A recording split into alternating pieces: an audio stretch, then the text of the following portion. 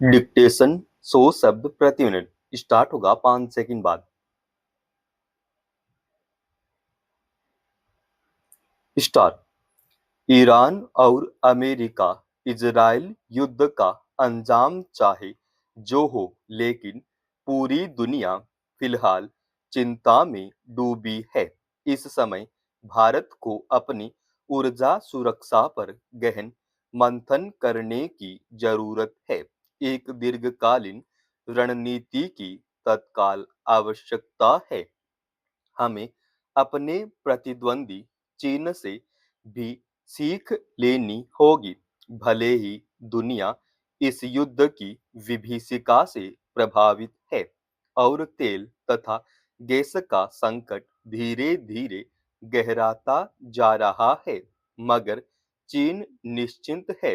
पड़ोसी देश की इस निश्चिंतता के पीछे उसका बड़ा फायदा भी छिपा हुआ है। यदि यह युद्ध और लंबा खिंचता गया तो भारत सहित दुनिया के कई देशों में स्थिति बिगड़ सकती है। इस युद्ध को हम भारत के भविष्य से जोड़कर देखें तो हमें काफी पहले ही सचेत हो जाना चाहिए था। जो स्थितियां अभी बन चुकी हैं वह कोई अच्छी नहीं है। जितना लंबा युद्ध खिंचेगा, मुश्किलें उतनी ही बढ़ेंगी। पहले यह समझना होगा कि हम कहाँ हैं, फिर यह जानना चाहिए कि चीन कहाँ है। कोई दो राय नहीं कि हमें अपनी ऊर्जा सुरक्षा पर रणनीति बनाने के लिए अब गंभीरता से विचार करना होगा। इस पर राष्ट्रव्यापी समर्थन और सुझावों की आवश्यकता है। इससे भी ज्यादा इस विषय पर रणनीति से इतर राष्ट्रनीति को आगे कर सबको एकजुट होने की जरूरत है।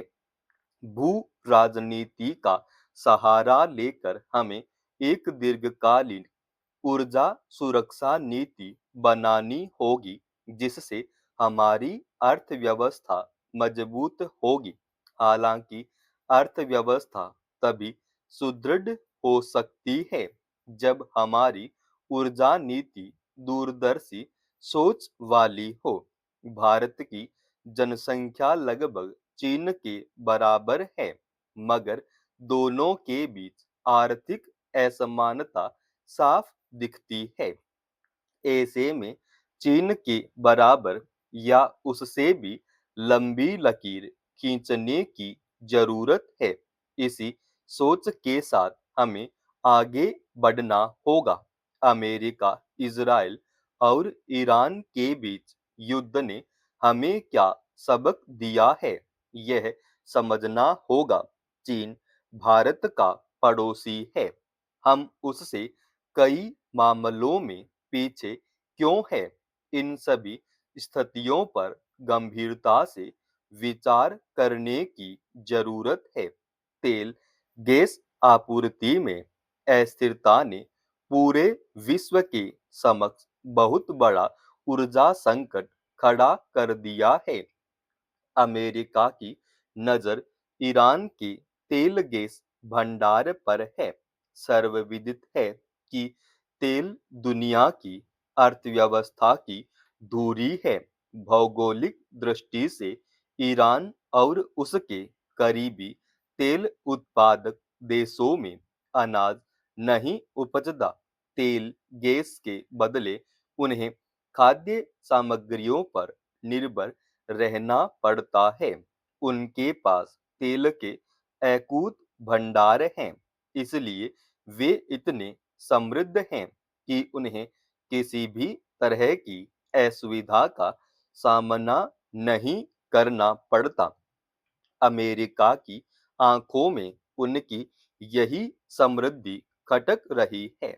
लगातार चल रहे युद्ध से स्थिति बिगड़ने लगी है। इसके पीछे आपूर्ति श्रृंखला का टूटना है। भारत को ही लें तो खाड़ी देशों से चला कच्चा तेल लगभग 27 दिनों के बाद बंदरगाह पहुंचता है। उसके बाद तेल शोधक कारखानों में जाता है, फिर वहां से तेल शोधित होकर डिपो और फिर पेट्रोल पंपों तक पहुंचता है। इस पूरे चक्र में लगभग 1 महीना लग जाता है। ऐसी स्थिति में आपूर्ति चक्र अगर ज्यादा बाधित हो गया तो संकट आना तय है। मान भी लिया जाए कि युद्ध कुछ दिनों में समाप्त हो जाएगा, तो भी आपूर्ति की निरंतरता में कम से कम 25-30 या ज्यादा दिन लग जाएंगे। अमेरिका, इजराइल और ईरान के बीच युद्ध से भारत का कोई लेना देना नहीं, तो भी ऊर्जा संकट से इनकार नहीं किया जा सकता। भारत में सबसे बड़ा संकट गैस आपूर्ति को लेकर है। प्रतिदिन महानगरों से लेकर कस्बों तक लोग रसोई गैस के लिए परेशान नजर आ रहे हैं। दूसरी ओर जहां हम अपने उपयोग की 40% रसोई गैस का उत्पादन कर पाते हैं, वहीं हम 60% गैस के लिए ब्राजील सहित करीब 9 देशों पर निर्भर रहते हैं।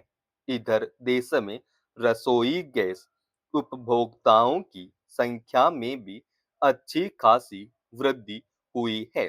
पहले 14 करोड़ उपभोक्ता थे, आज करीब 33 करोड़ से भी ज्यादा है।